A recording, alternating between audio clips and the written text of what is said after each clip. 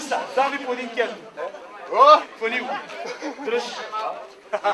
Аз сега го шакай, че ще първи. Дръж. Не го изпускай. Момент, който кажеш сам.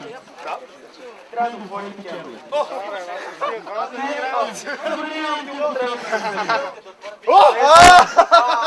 От тук нататък отварянето на кенове става. Хвърлиш ли го, гориш.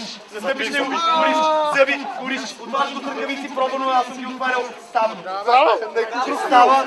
Ако искаш, ще ти покажа ръката. Който път не отвори, каза един сикспак. Раз, два, три, старт. Не го бил, нищо не ти е направил. Той така си изглежда. Казах ти, че гориш, че гориш по дъще. Айде, добре, не си го изтъгал, давай. Момчета, искам да ви кажа, че не е това начин. Нищо няма да правим. Има по-енергия. Давай, ето, малко почвате да се как се случват нещата. Момчета, в момента, в който кажете, че не можете... Няма има талант, човек. Тежката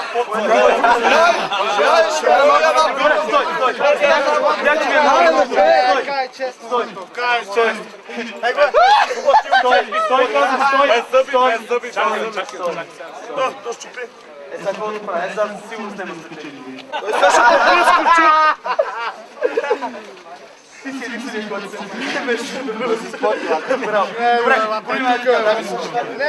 Дръжте ти една така. В момента, в който каже три кота, както го отвори първи печели. Раз, два, три, старт, бързо!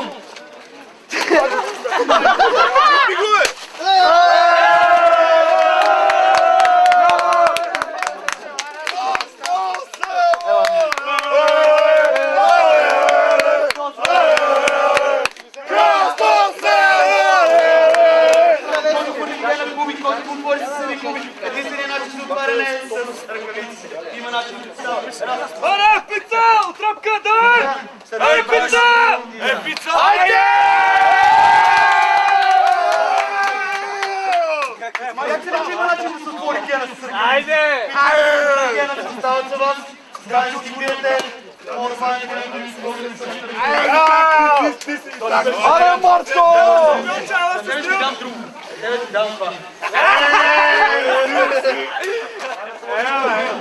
Когато съм готов.